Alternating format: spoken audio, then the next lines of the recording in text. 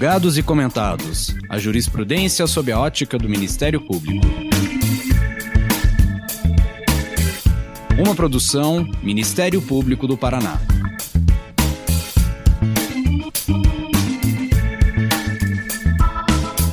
Olá, estamos começando mais um episódio do Julgados e Comentados. Eu sou Fernanda Soares e nesse episódio vamos conversar sobre a ilicitude probatória no âmbito do direito penal com a participação do Dr. Américo BD Júnior, juiz federal TRF2.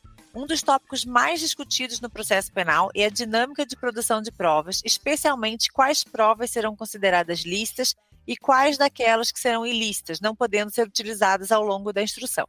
Algumas provas são proibidas expressamente pela Constituição, como aquelas obtidas por meio de tortura, enquanto outras precisam seguir regras previstas na lei ordinária que as regulamentam, sob pena de serem invalidadas, como no caso de uma interceptação telefônica.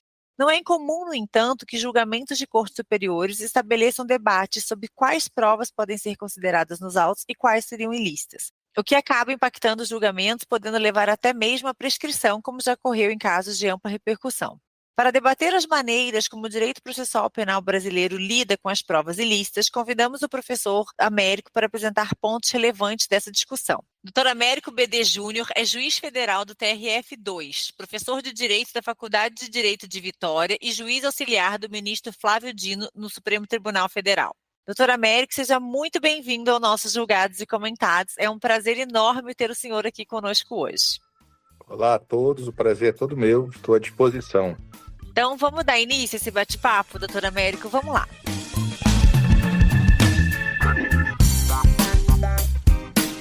Para iniciarmos o debate, será que o senhor poderia explicar o conceito de provas ilícitas, especialmente aquelas consideradas ilícitas por derivação?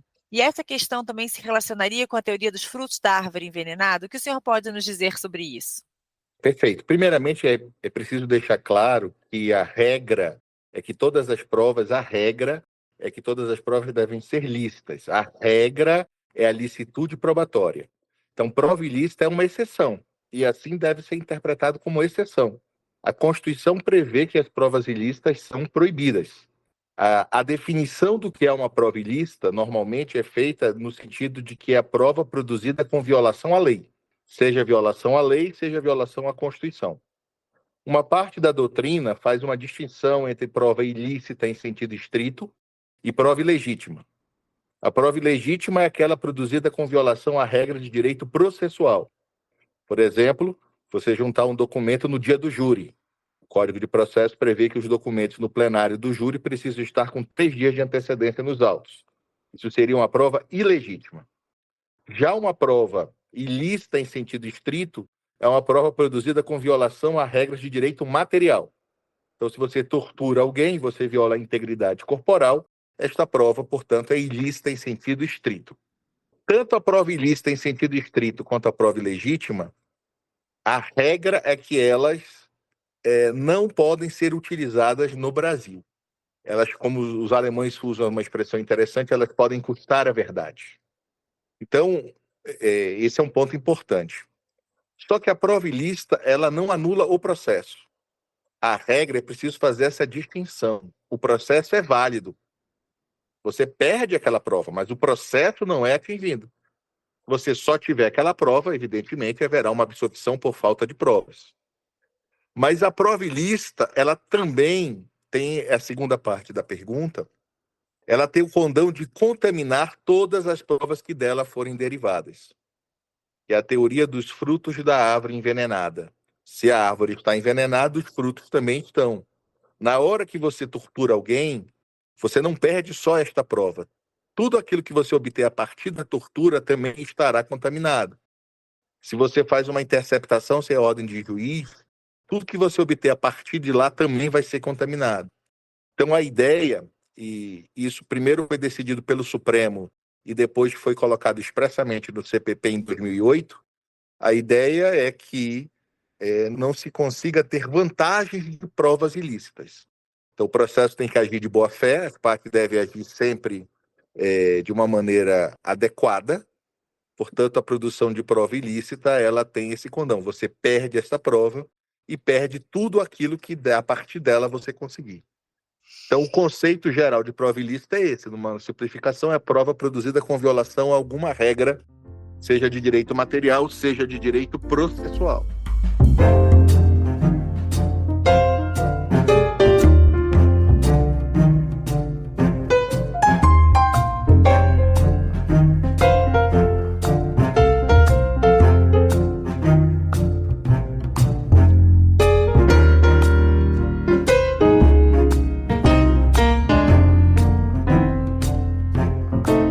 Nessa análise, então, sobre licitude e ilicitude, principalmente no que tange a ilicitude, o nosso ordenamento costuma muito levar em conta um pouco do direito comparado.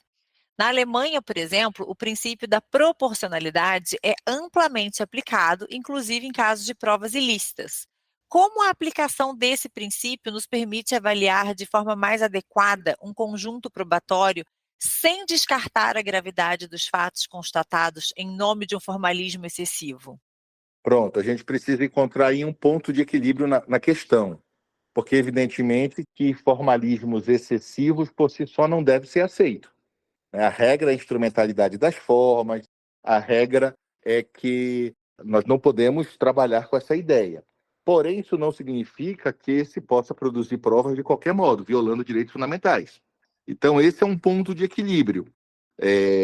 Aqui no Brasil, por exemplo, o professor Barbosa Moreira tem um artigo que é fácil de encontrar na internet, que ele defende que você, aplicando o princípio da proporcionalidade, deveria admitir prova ilícita no caso de tráfico de entorpecentes, pela gravidade do crime. Então, para essa parte da nossa doutrina, se o crime for extremamente grave e a violação ao direito não for na mesma proporção, você deveria admitir prova ilícita, inclusive, para a condenação. Já para a doutrina majoritária no Brasil, eu só posso admitir prova ilícita a favor da defesa, porque nada justifica condenar um inocente. Então, você tem uma valoração aí íncita à ideia de que a inocência vale mais do que qualquer regra de direito. Então, você pode e deve utilizar prova ilícita a favor do réu. Em relação à sociedade, em relação ao Estado, como eu falei, tem as correntes. Alguns defendem que, se você não faz uma violação a direitos inegociáveis, o Bob, por exemplo, falava que o direito de não ser escravo e não ser torturado são inegociáveis. Então, se você trabalhar com isso, aí você não poderia jamais usar. Já outros adotam. A Espanha, a Alemanha tem esses debates, os casos do cenário de bomba, né? Você vai salvar 20 mil vidas, você pode torturar um inocente para salvar 20 mil vidas? Essa proporcionalidade se justifica, né? E você tem aquele problema, que às vezes você pode complicar a questão, e para o terrorista indicar você ter que torturar o filho dele, só assim ele vai revelar. Você ainda admite? É bastante perigoso entrar nesse debate em abstrato sobre o que esta proporcionalidade pode autorizar. Porque, do ponto de vista civilizatório, nós devemos sempre respeitar direitos fundamentais. Então, isto tem que ser uma análise casuística mesmo, devidamente fundamentada, mas nós temos no Brasil autores que defendem isso.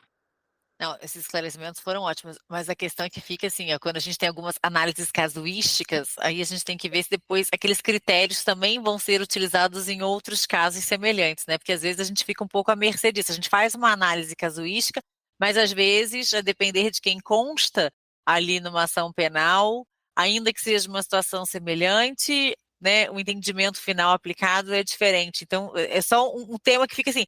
A análise casuística, ela tem os prós e os contras também, né, professor? Ótimo comentário, Fernanda. Veja, eu concordo que, evidentemente, quando eu falei casuística, o critério não pode ser de acordo com o réu, no sentido de ser uma pessoa favorecida, ou que tem influência, ou que, de algum modo, possa se justificar um tratamento diferenciado, já que esse não é um critério constitucionalmente aceito. Mas eu sempre falo o seguinte, processo penal é caso a caso. Por quê? Porque é baseado na tópica. Não existe dois crimes idênticos. Von Licht sempre falava, cada crime é um crime.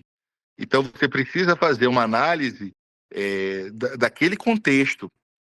Então, isso é muito importante. O próprio Supremo tem um precedente muito importante no inquérito 2424, quando discute provas ilícitas, que foi a questão de uma colocação de uma escuta ambiental no escritório de advogados, que a polícia colocou a escuta na madrugada. E a primeira tese da defesa foi: a prova é ilícita, foi produzida de madrugada. E o Supremo entendeu: não, veja, nesse caso concreto, não tem outra forma de cumprir a decisão judicial. Você não vai conseguir colocar uma escuta no escritório de advogado durante o dia com as pessoas lá. Então, não justifica, nesse caso, decretar ilicitude. E o motivo pelo qual a Constituição proíbe a colocação o cumprimento de mandado durante a noite é o repouso noturno. Este motivo não existe no escritório de advogado. Então, é nesse sentido que eu coloquei o caso a caso. Nunca no aspecto do sujeito, mas do fato. Até porque o direito penal é do fato e não do autor. Então, você precisa sempre analisar as questões no fato e não com argumentos republicanos.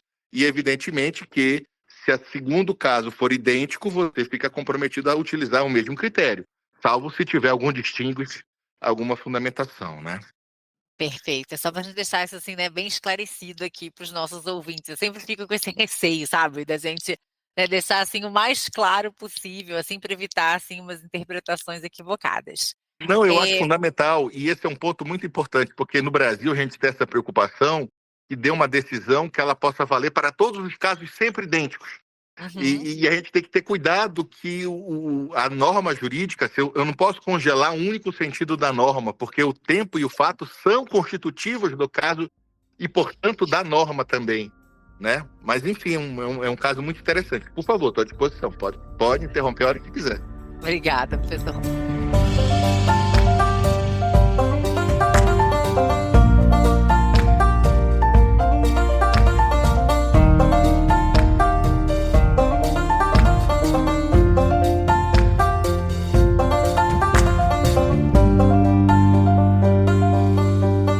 Olha só, as 10 medidas contra a corrupção incluíram sugestões para alterar o artigo 157 do Código de Processo Penal, alegando que o legislador brasileiro se afastou dos objetivos das regras de exclusão.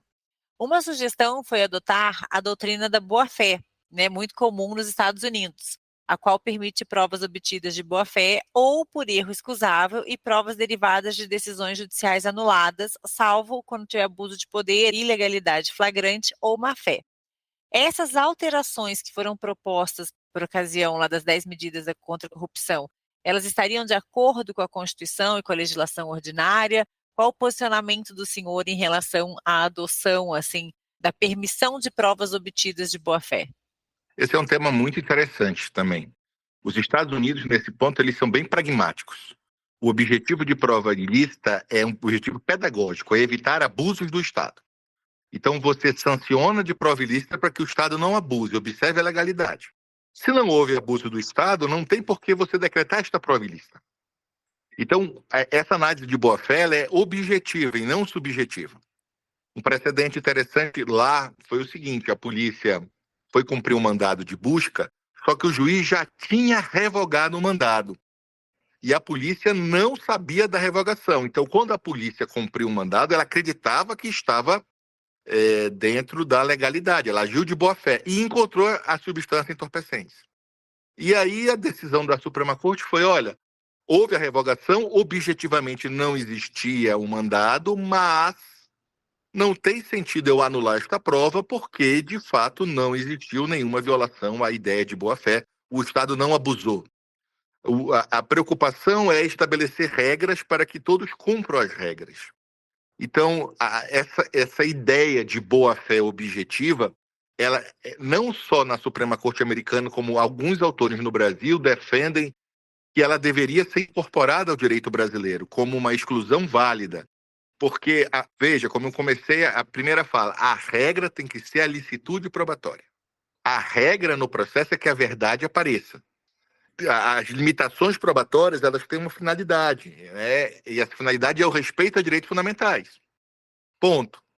Só que esta análise, ela precisa ser feita à luz, como eu falei, do caso concreto e dessas circunstâncias. Se a polícia age de boa-fé, você não está protegendo nada, você não vai conseguir com esta decretação de ilicitude absolutamente nenhum efeito positivo de mudança do sistema.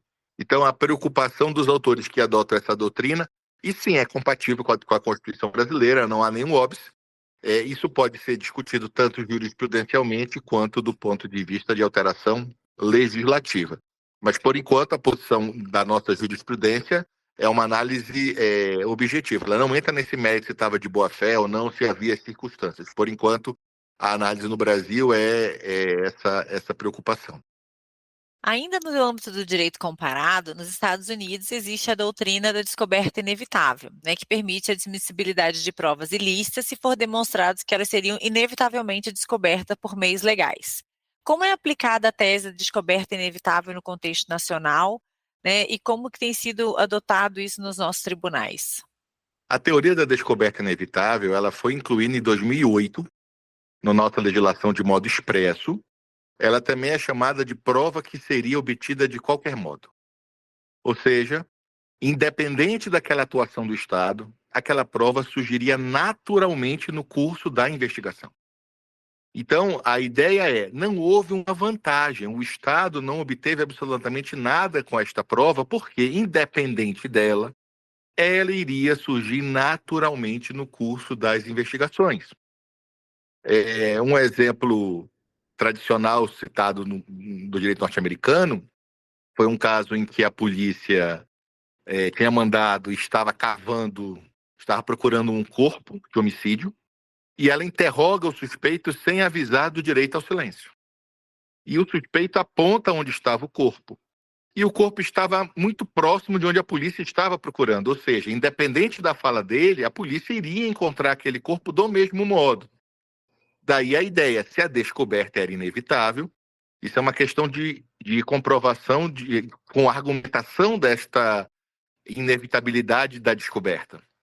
Aqui no STJ, por exemplo, teve uma decisão até em matéria civil muito interessante, admitindo a teoria da descoberta inevitável, num caso em que um banco forneceu para um herdeiro o extrato bancário do falecido e o inventariante, o banco não poderia fornecer diretamente para o herdeiro, porque o inventariante era outro herdeiro. Só que o inventariante teria que prestar contas do inventário. Então o STJ disse, olha, veja, mesmo que você diga que foi ilícito o banco fornecer diretamente, esta prova iria surgir naturalmente, porque ele teria que prestar contas e, portanto, aquela pessoa teria acesso de qualquer modo àquela prova.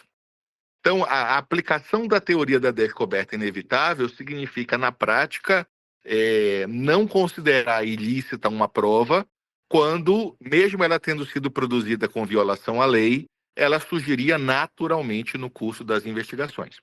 É claro que se você amplia demais, você acaba com prova ilícita. Você ia dizer, qualquer prova ia surgir inevitavelmente.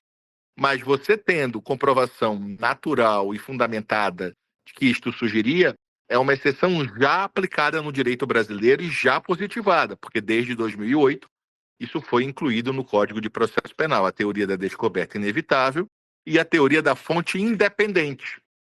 É importante aproveitar e falar dessa segunda. A diferença é que na teoria da fonte independente, a prova chega de dois modos no processo, um ilícito e outro lícito.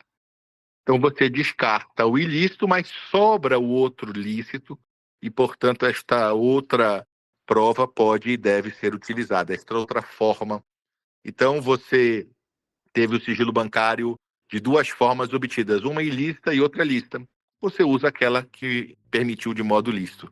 Aí é fonte independente, aí não é descoberta inevitável. Porque na descoberta inevitável, ela chega só de um único modo e é ilícito. Mas a descoberta, ela seria inevitável.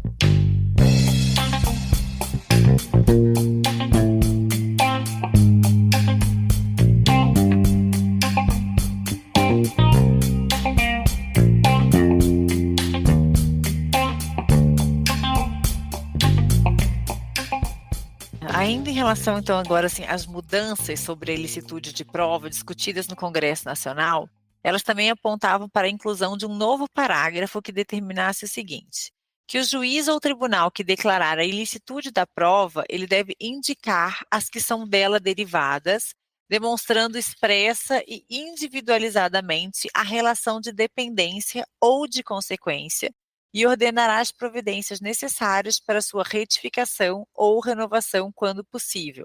Fecha aspas. Essa obrigatoriedade legal ainda que não tenha constado. O posicionamento do senhor seria, essa obrigatoriedade seria benéfica para as discussões sobre as provas ilícitas? Veja, de fato, alguns temas de provas ilícitas o Brasil precisa repensar. Por exemplo, para mim, uma coisa que me preocupa bastante, e com todo respeito, é quando você tem uma decretação de uma ilicitude probatória mudando a jurisprudência. Então, se você faz uma mudança jurisprudencial, ela só poderia ser aplicada aos novos casos, porque você não tem uma bola de cristal para adivinhar qual vai ser o novo posicionamento. Então, esse é um ponto que eu acho sempre muito importante. Quando você faz mudanças de interpretação sobre o alcance da licitude e ilicitude, existe uma expectativa razoável de atuação dos órgãos públicos. Você atuou de acordo com aquela jurisprudência que era vigente quanto da sua conduta. Então, se houver uma mudança jurisprudencial, isso para mim só poderia ser aplicado daqui para frente. Esta determinação é importante, eu penso que era uma alteração importante, porque nós deveríamos, e aí é uma mudança cultural no Brasil, realmente. A gente não analisa, dificilmente você vai ver uma decisão judicial analisando todas as provas. Você só analisa praticamente as provas que você usa para formar seu convencimento e ponto. E é claro que é muito mais complicado você explicar prova por prova, item por item. E nós deveríamos trabalhar com uma ideia de completude probatória. Quanto mais prova, melhor. Né? O processo penal ele deve caminhar de modo que nenhum inocente seja condenado, mas nenhum culpado fique impune. Você precisa encontrar este equilíbrio. Então, em tese, quanto mais prova, melhor. A ideia de completude probatória.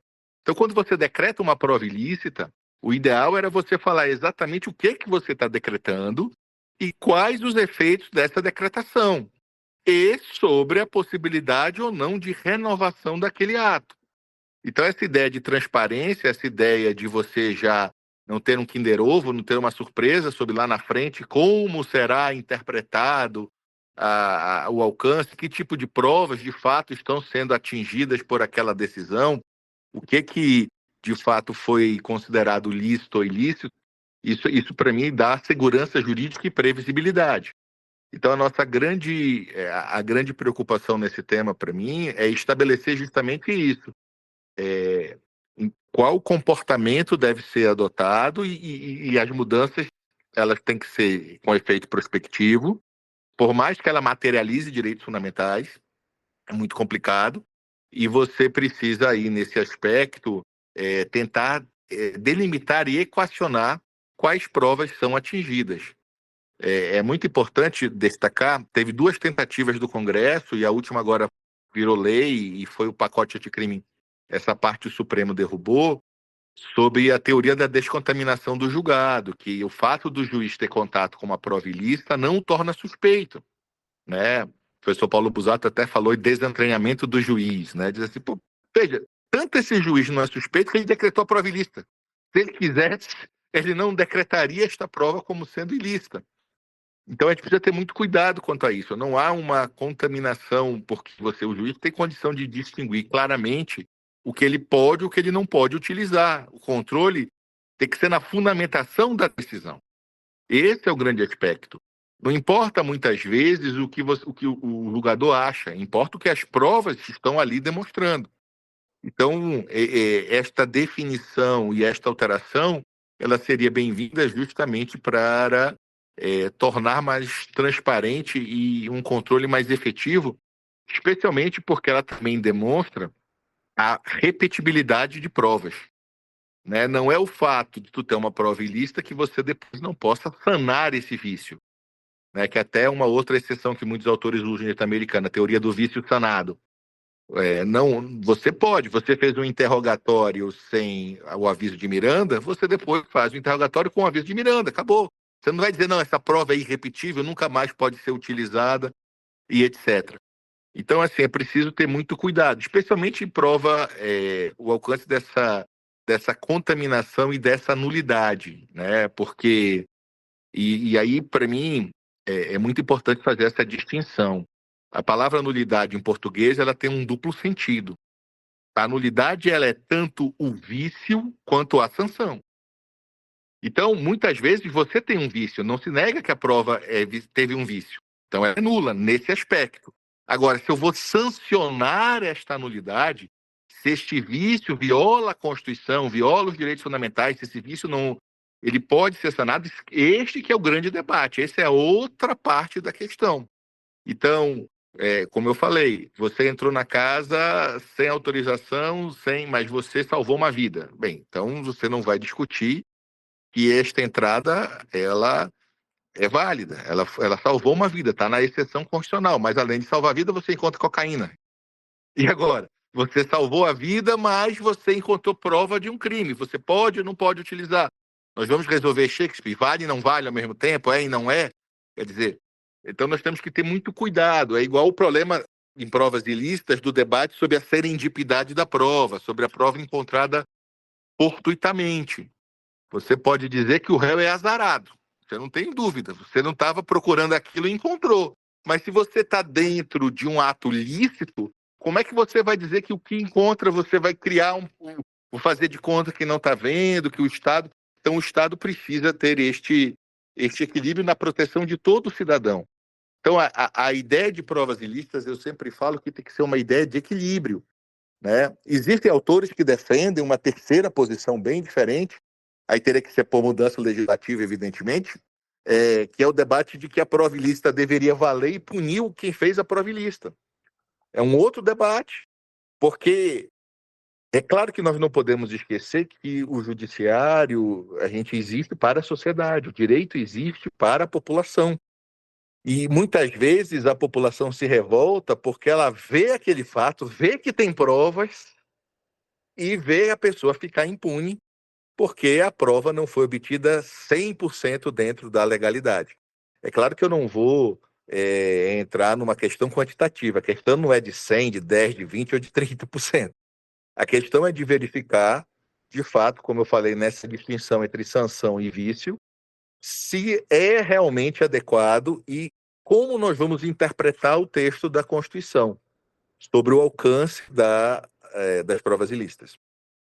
Nossa, muito obrigada, doutor Américo. E que a gente consiga chegar nesse equilíbrio em relação às provas ilícitas, né? Tipo, de quando podê-las usar, quando não, porque por vezes a gente vê algumas exclusões que não precisariam, ou, né, enfim. Mas então que a gente consiga essa busca no ordenamento jurídico desse equilíbrio em relação às provas tidas por ilícitas.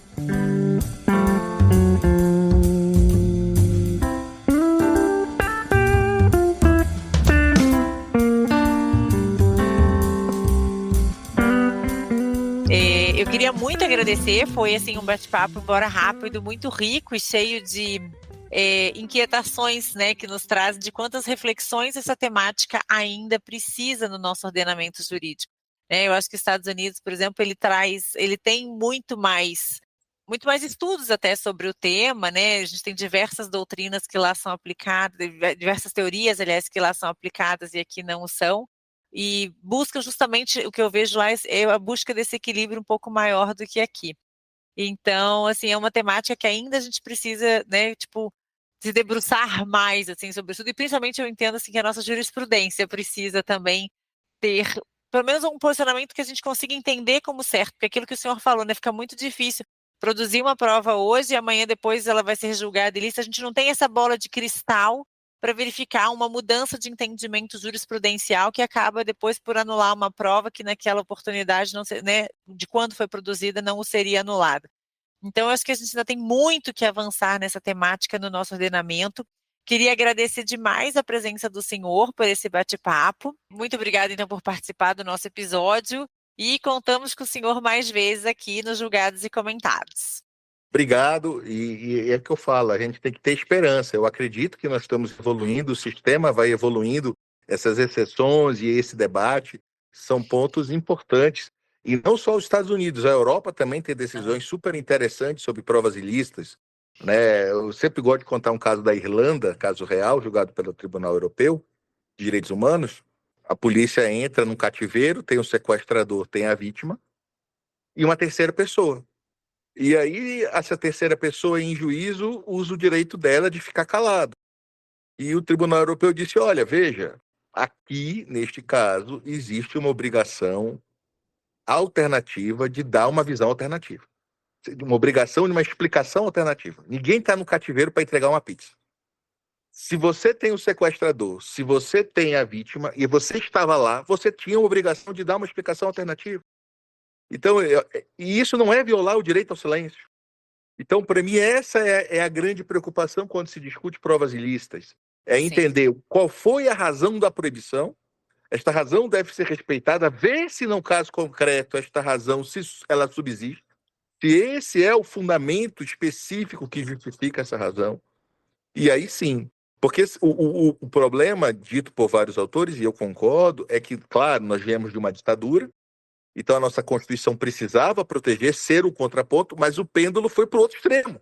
Exato. Então agora é tentar encontrar este equilíbrio. Não se justifica violar direitos por violar direitos, não se está renunciando a direitos fundamentais, só que, para concluir, para mim, esse é o ponto. Não só o réu tem direitos fundamentais no processo penal. A vítima tem direitos fundamentais do mesmo valor. A gente precisa enxergar esse direito, né? Ele precisa ser reconhecido efetivamente, né? Exato, justamente porque é aquela frase clássica de Ripé: toda vez que o direito ignora a sociedade se vinga e ignora o direito.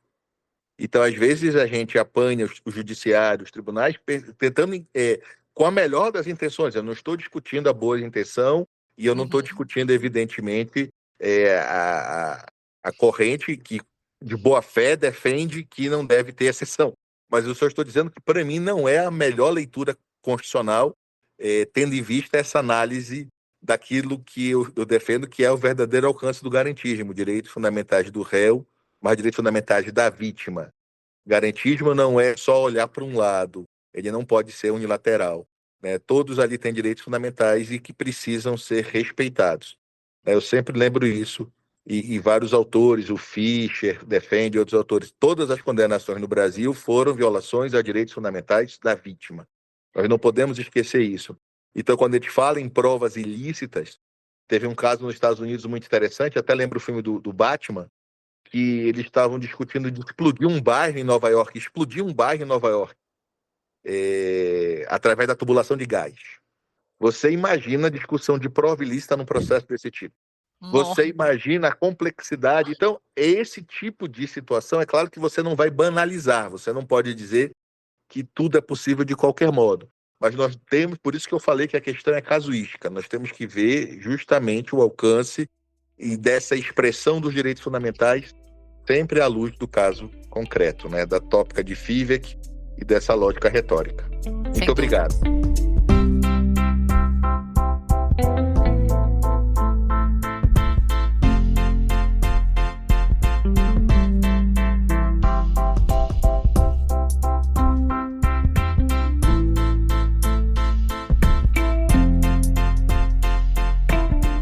Nossa, comungo, assim, e adorei essas observações, assim, principalmente agora ao final sobre o garantismo integral, né, de que ele tenha esse olhar não só para o réu, mas também para a sociedade. Então, mais uma vez, doutor Américo, muito obrigada, foi um prazer, tá, tê-lo aqui, e que a gente possa contar com o senhor mais vezes aqui nos Julgados e Comentados. Obrigado, prazer todo meu, um abraço a todos, valeu. E vocês, nossos ouvintes, não esqueçam, né, de nos seguir no aplicativo de sua preferência e também em nossas redes sociais. E lembrando que agora nós também estamos no Instagram. Procure por @ESMP_PR ou acesse nosso perfil na descrição do episódio e nos envie suas sugestões, temas, dúvidas e comentários. Muito obrigada, gente, e até a próxima.